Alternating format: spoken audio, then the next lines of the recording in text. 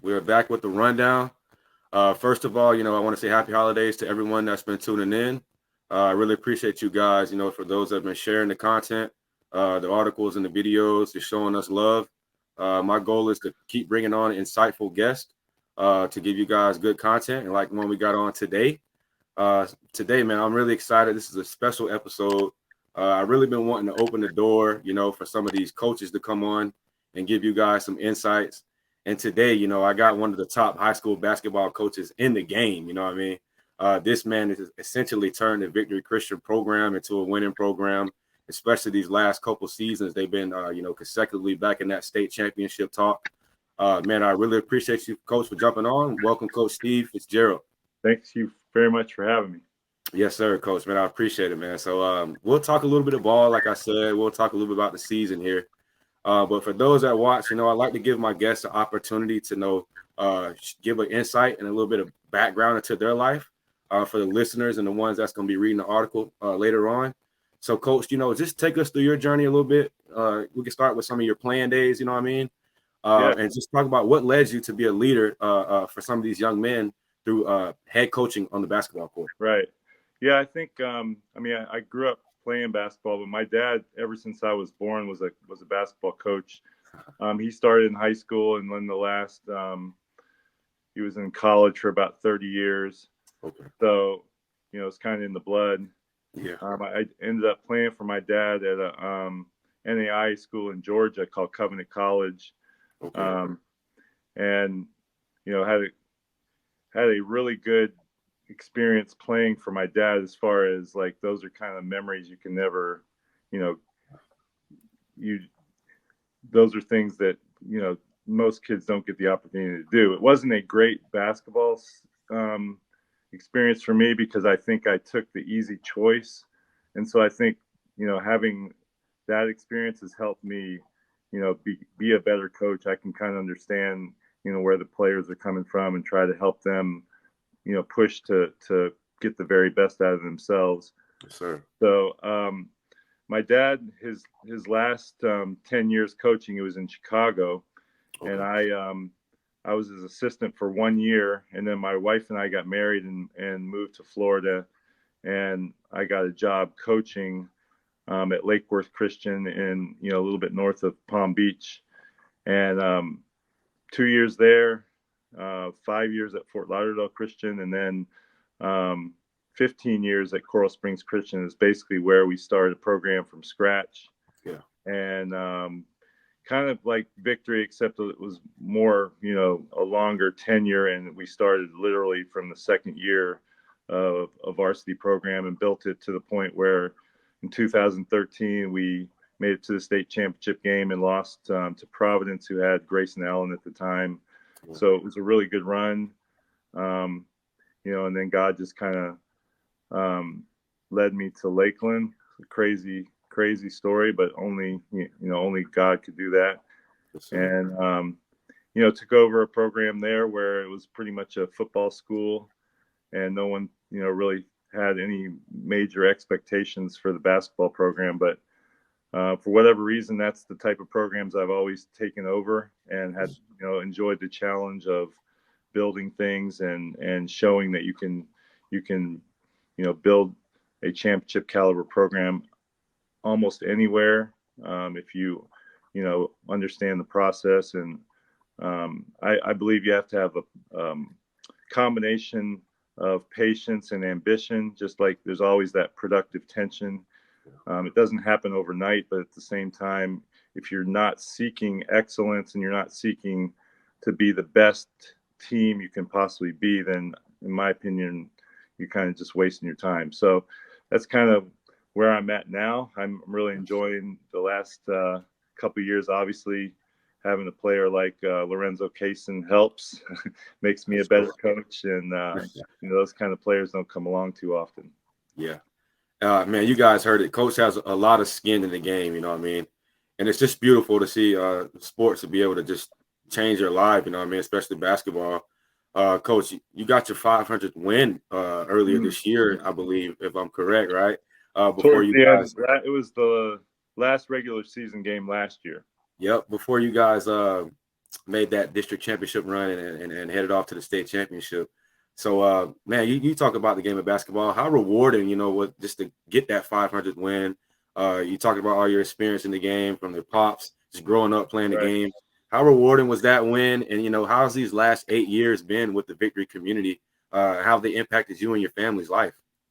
I mean, 500 wins basically says that you've been in the game for a long time and that you've had a lot of really good players. And, having that, getting that win, especially against a great team like Olympia, it just kind of made me reflect about, the players that, have come through my life and continue to be there. You get basketball is a sport of relationships, and you just continue to, you know, have an opportunity to be in the lives of your players. Even now, guys that I've coached are, coaching themselves, or they've got kids. They, all stages of their life. So that's just really the most rewarding part. Yeah. As far as victory, I mean, it was kind of it was one of those situations where at the time I was not thrilled about moving to Lakeland. It was just such a culture shock, and you work hard to establish yourself in a basketball community like South Florida, and there was a situation that was basically out of my control. The school that I was at, Dade Christian, basically just almost shut down. So I really had no other choice, and God brought me to Lakeland. And at the time I didn't really realize why. But as I look back now after 8 years, I can definitely see, the opportunity to be in kids' lives here, the opportunity to change, the program culture here, and it just really has been a rewarding experience. And Lakeland's pretty much home now. Yeah. And Coach, let's talk a little bit about this Victor Christian program and some of the kids you have affected. Before we get on and talk about the team, let's talk about this young and passionate coaching staff you got, man. Yeah, definitely motivating and passionate. Yeah. Yeah, for sure. Let's talk about the impact of Nate Morrell and Jackson Fitzgerald. I think two guys that both played on the Victor Christian team. Yep. So just talk about the impact that they've had, how they be able to connect with some of these kids, and how they helped you along the way, Coach. Well, first of all, with Nate, he played before I got here. Okay. But he was him and his dad started a travel organization in the Lakeland area called the Lakeland Spartans. Yes, sir. And about 4 years ago, I kind of got introduced to them, and immediately I knew I needed Nate to be on our staff here, and he's made an unbelievable difference. Obviously, the connection to the Spartans team has been really great, with having some players come over. But Nate just obviously relates to the players really well, and he knows this area really well. He's also a guy that has been extremely successful with his education and his line of work, and I think that's been great for our players to see, that he did a lot with basketball, but then he used basketball to get his degree and be able to enter a profession that he really loves and has been impactful with. So Nate's been unbelievable. Obviously Jackson, having my own son on the staff is great. He played for me here, played for me in South Florida. Went to actually played at the college I went to, Okay. Covenant College, which is now D3. Had a great experience there. Yes, And sir. then, he decided that coaching was something that he wanted to make his career. So once he graduated, he got a job this year teaching at the school, and hopefully one day he'll take over a program. Yeah, Coach. For the other coaches that's watching and for the kids too, how important is it to have a locked in coaching staff that aligns with the vision, and can coach the kids, can relate with the kids? How important is it to have that intrinsic going on with your coaching staff for to be successful throughout the regular season? It's you can't really put a price tag on it. I mean, Mm. I think one of the most difficult things that I had when I first moved to Lakeland was finding, good quality assistant coaches. Just didn't have the network of people here that I had in South Florida. So finding Nate was, you know, really was the turning point, I think, of our program. And then adding Jackson, who had just come from playing in college, so he understands what it takes to play at that level, and he can, really get on the player development side, and um, you know, like you said, they can, they're more towards the age of the players. They can really help relate to them, and it's really invaluable. Coach, throughout your 31 years, of being part of basketball, I'm sure you've seen some special players. But you mentioned one earlier in LJ Kaysen, the FAU commit. Man, just what can you say about his progression, what he means to this team and Victory community? The kid almost averaged 30 points last year, incredible season, and it helped you guys get to that state championship. Just talk about LJ a little bit and what he means to this team, Coach. It's hard to really even put into words. I mean, like you said, I've been doing it for a long time. I used to say his first year when he was a sophomore, I told him, you're one of the best players I've ever coached at that Wow. point. Wow. But then last year I said, you know what, I got to admit, you are the best player I've ever coached. Wow. For a number of reasons. I mean, obviously he's supremely talented, but I tell him all the time, there's the the the world is full of 6'2", 6'3" guards that can score and that are talented. But what really separates him is his combination of, his skill and athleticism with the mental side that he has. He just really, he just shows up and does his work. He does not have a sense of entitlement. He comes in and knows that he's going to continue to get better. He takes coaching. He plays extremely hard. I mean, he led the team in charges last year with, I think, sir. 33. Yes, sir. So he's Wow. not afraid to do the dirty work. You get a lot of players in high school, the ones that are most talented, a lot of times are, they just want to do the minimal amount of work and just, play upon their star status. But he's the opposite. He wants to continue to get better. He wants to, he's challenged every night to give his best. I mean, to average, for 2 seasons in a row, average 20, almost 28 points a game, Yep. and against the teams we're playing, Yeah. is really a feat, because the amount of consistency that takes. I tease him because we're astounded when he has a poor performance, like kind of like he did Tuesday night. Yeah. He set the bar so high for himself that Right. we're like, normally a kid would say that was a good game, but for him, we know that he can play much better. So that's just the type of kid he is, that he can have a game where he scores 20 and 10, close to 10 rebounds, and it's not up to his standards. So he just brings it every day. I think people appreciate it more unfortunately when he's not there. But I mean, Yeah. I know what it is. I'm trying to appreciate what we have on a daily basis. Yes, sir. Great talking points, Coach. Definitely a great kid with a bright future ahead. Mm-hmm. I know you're happy to have him on the roster. But man, these past couple of years, all eyes have been locked on LJ. But there's a couple other guys on your roster, you know what I mean? That's role players that play their part to make this team a success that it's been. One of those guys has been Mike Andino. Mm-hmm. In my opinion, he's the top 3-point shooter, hands down, in the county. You know what I mean? When this kid shoots the ball, it's pretty much going in for those that have been paying attention. You also have a kid that can do it all. You know what I mean? A lone kid that can, like I said, can guard multiple positions and score in a variety of ways, and that's Jordan Lanier. Mm-hmm. These two kids right here, I feel like complete this Victory Christian team and kind of showcase what you guys are all about. You know what I mean? Right. Those underdog kids that can make it happen. So Coach, just talk about Mike and Jordan a little bit. Just talk about those guys' progression as well. You know, they're not necessarily slept on, but they can get over. You Right. know, when we're talking about an LJ Kaysen.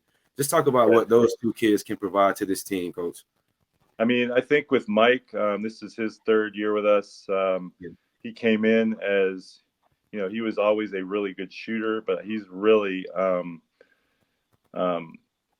taken his game to another level each year. The first year he was basically just a shooter. So he got he really committed to in the weight room, get stronger. He committed to playing an overall, all around game. Really Mhm. improved on the defensive end.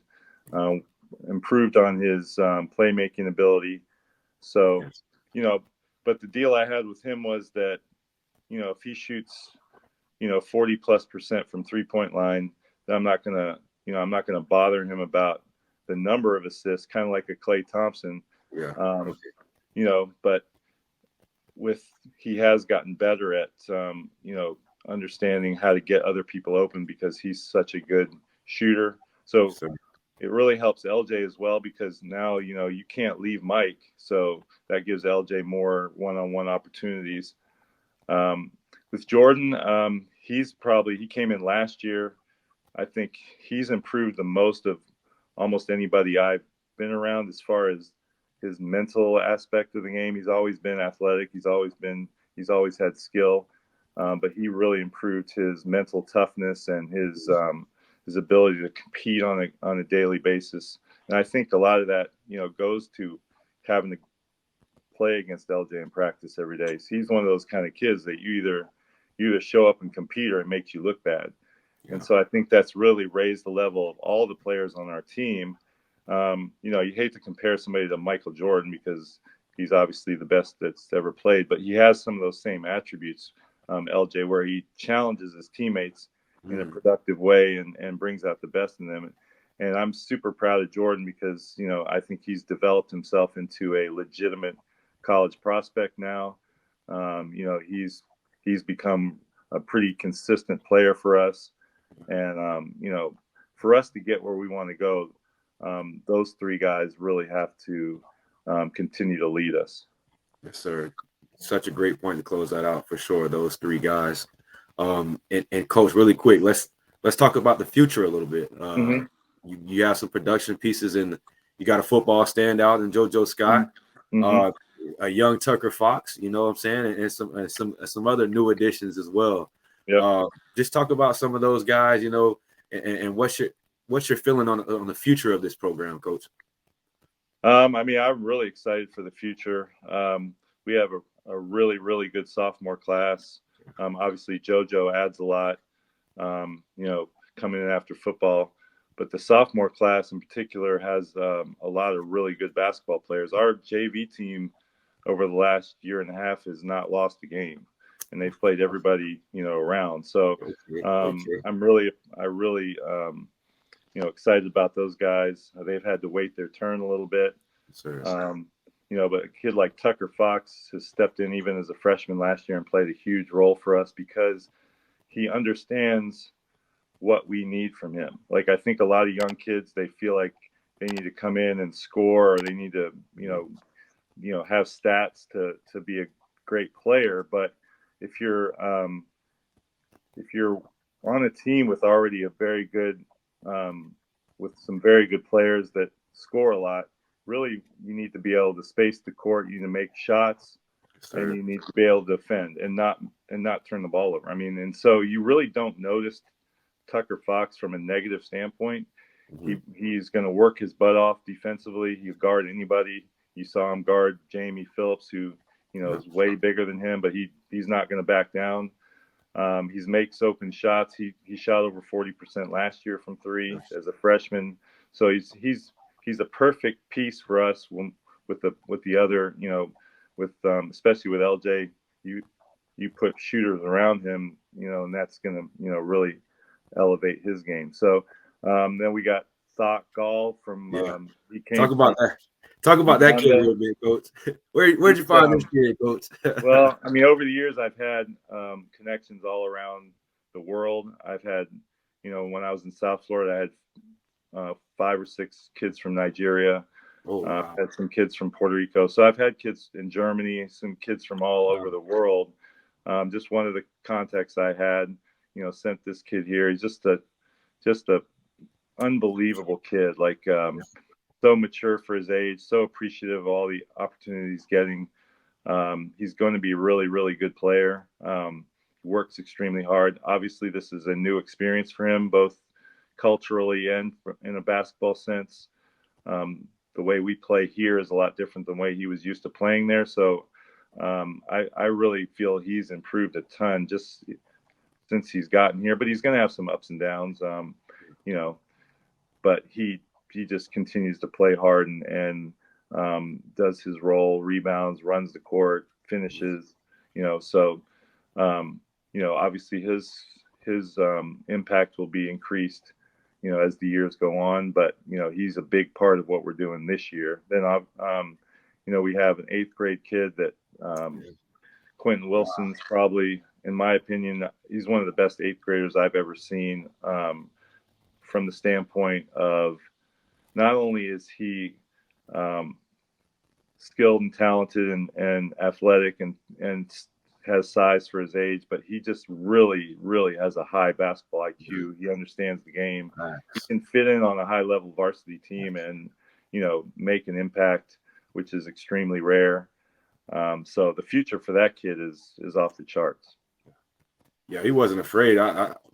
I seen him off the rip Tuesday night. I was like, man, this kid wants to guard everybody. He wants to score. Yep. He wants to do. I'm like, this is an 8th grader. I'm telling the guy beside me, I'm like, this is an 8th grader, man.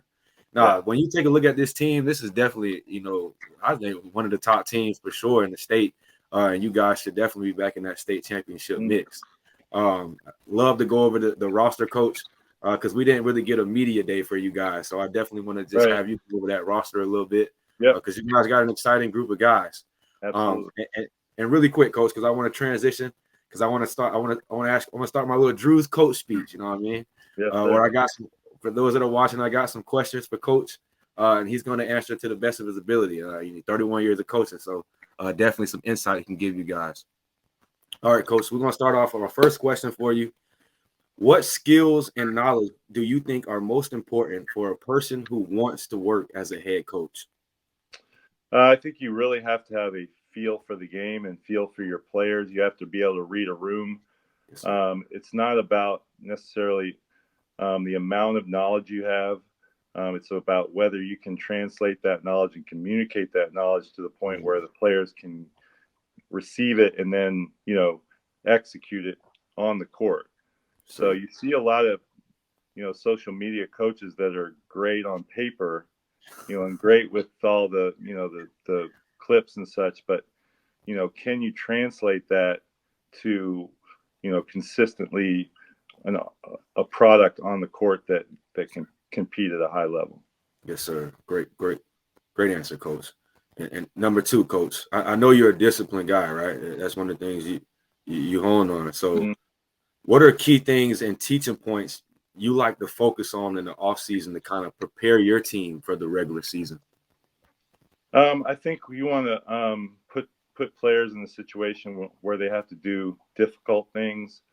So we do a lot of workouts, early in the morning, 5 or 6 in the morning, try to get in the weight room, try to play competition that, if we don't play well, we're probably going to lose. So, I mean, putting them in a situation where you have to face your weaknesses. You can set it up so that you can be successful and you're playing certain types of teams and, you feel good about yourself until you have to, until it comes time you have to win in the playoffs, and then everything comes unraveled. So you want to prepare yourself in the off season to the point when you get to those playoff games that guys are, they're not shocked. They've been through that, and they're comfortable in that type of competition and those type of pressure situations. So I think that's really what we build our off-season program around. Yes, sir. Yes, sir.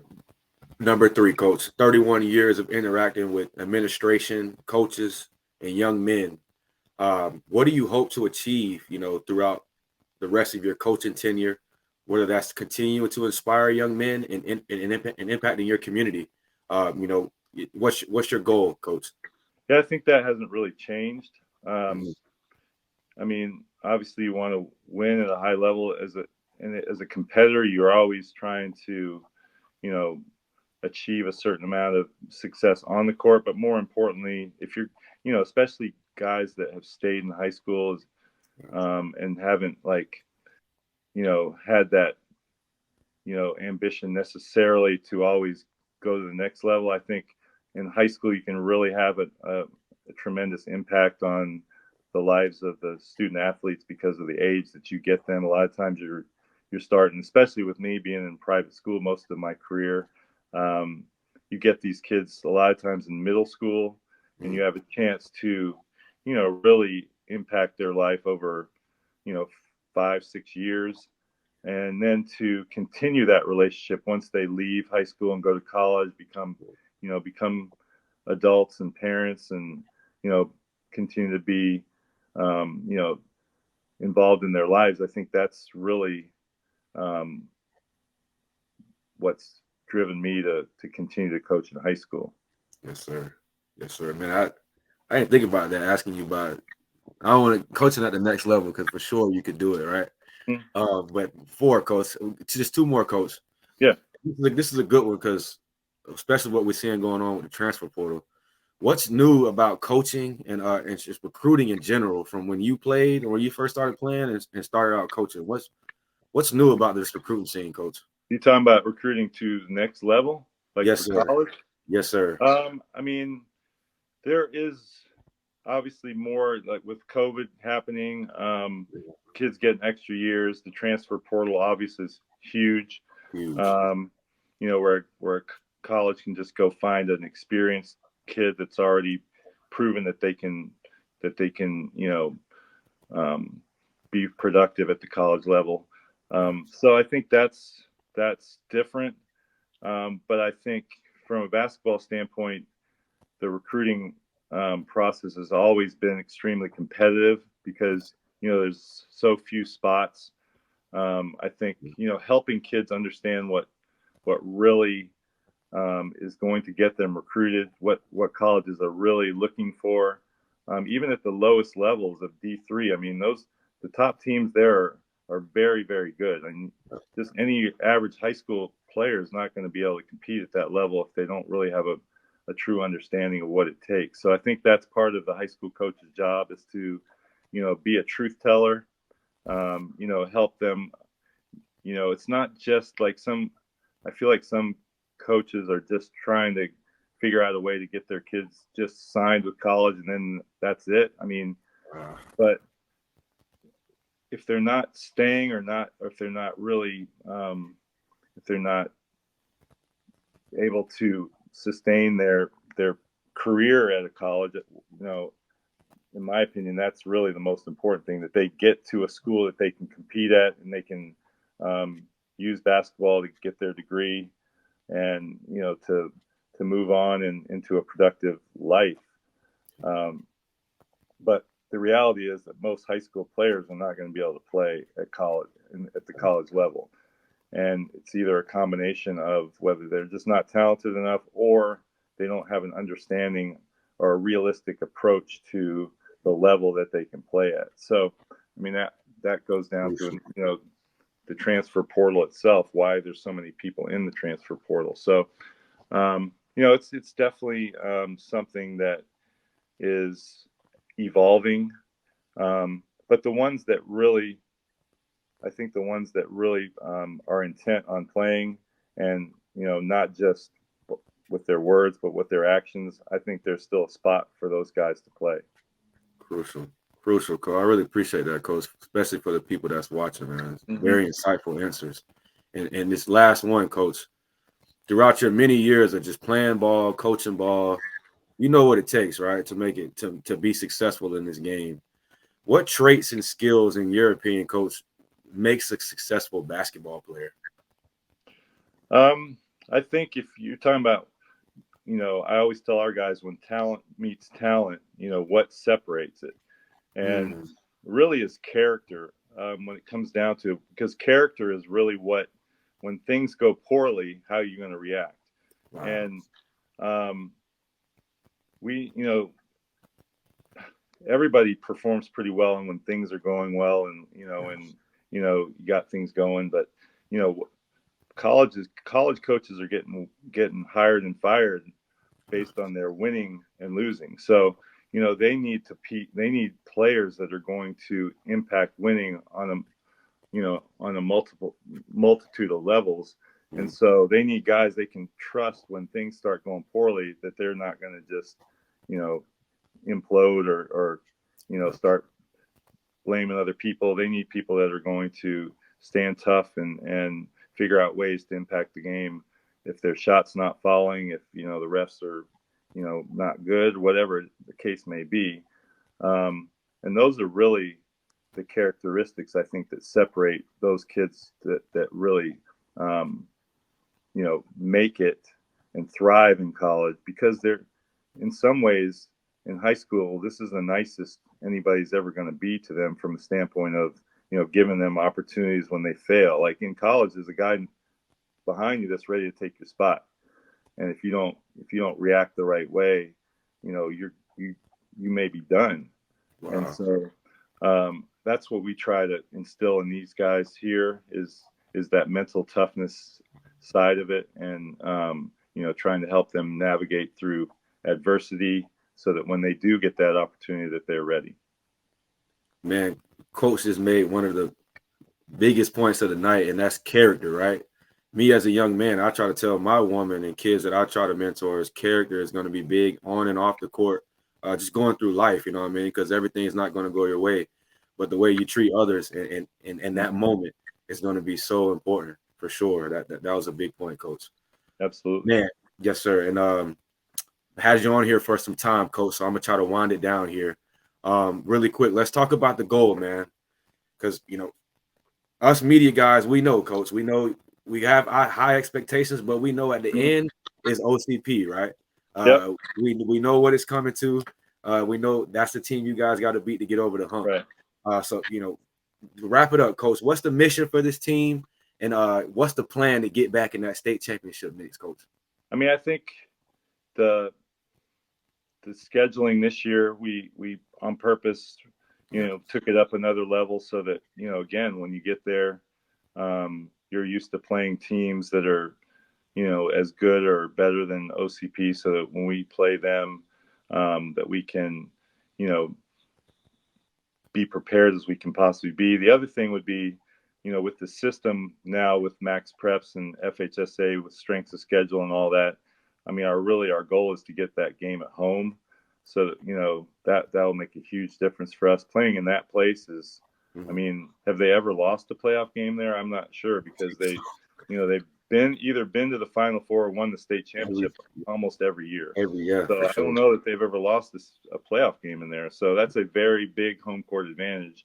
Yes, and sir. if some way we can get that game at home, that will make a huge difference. However, we're preparing ourselves to play in whatever circumstance comes our way. We found that out last year. So we've got to, whatever happens in that game, we've got to be prepared for it. And, our goal is to be a championship caliber team, because to win a state championship requires some things that are out of your control. But we can control becoming a state championship caliber team, which I think we've done in the last couple of years. And we'll get to that game, God willing, and change the outcome this year. Man, coach, a well-spoken man, a leader for the kids in the community. I'm really honored to have you on, coach, to be able just to share your insights. Coaching longer than I've been alive, man, so you got invaluable information. Don't say that, man. Make me feel old. No, I'm getting old too, brother. I feel it too, man. I feel it. But no, man, these are the guys that I look up to. These are the guys that I'm a sponge. I just like to soak up game. So definitely my first coach on the show for the rundown. Honored, man. And you guys heard the insight. You guys heard the information. Priceless, right? So coach, man, really quick, I like to give my recruits and my prospects and now my coaches an opportunity, just to give thanks to administration, your wife, your kids, those people that pour time into you, that helps you, along the journey. You know what I mean? Absolutely. Let's just give some of those people some recognition and some love, coach. No, I really appreciate you know, obviously my wife has been a coach's wife for 30 plus years. I mean, that's not easy. Crucial. Um, Crucial. she knew what she was getting to when she married me. So, Yeah.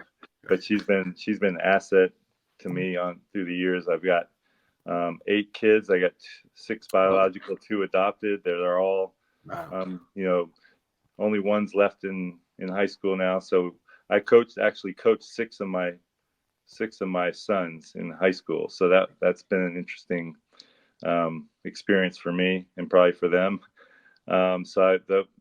The family aspect of being able to be in high school where I can put everything into coaching, yet still have my family around me. So my wife's a teacher, and so we've always been at the same school, which has been great. Um, you know, thankful for my father that gave me the example of making relationships the number one, um, you know, ambition in coaching, to make sure that you are pouring into the people around you so that, you know, you can have those lifelong relationships. And then, you know, the administration at Victory has been great. They're very supportive. They wanted a strong overall sports program, but, you know, Yeah. basketball in particular when they hired me. So I'm very thankful for all of them. Yes, sir. Man, really, really appreciate you for hopping on, Coach. Man, Thank you. yes, sir. Very insightful guest, man. Like I said, one of the hottest coaches right now in the state, man. Not just high school, none of that. You seen the sweat he's put in this game. You seen the years he's got and the knowledge he's got. Definitely impacting a lot of these young men, especially from my city as well. To see Victory evolve to what it is today, it's just a beautiful thing to see, and especially to have a man like you leading the helm. So, Coach, Thank really quick, I'm gonna have you stay on. But for those that are watching, definitely have this content out ASAP. Tie in an article for Coach. We didn't have a media day for these guys, but man, he deserves the recognition. This team deserves the recognition. The community as well. So appreciate you popping on, Coach. Stay Thank you. on, and yeah, I'll definitely have this content out ASAP. Thank you guys for tuning in. Peace.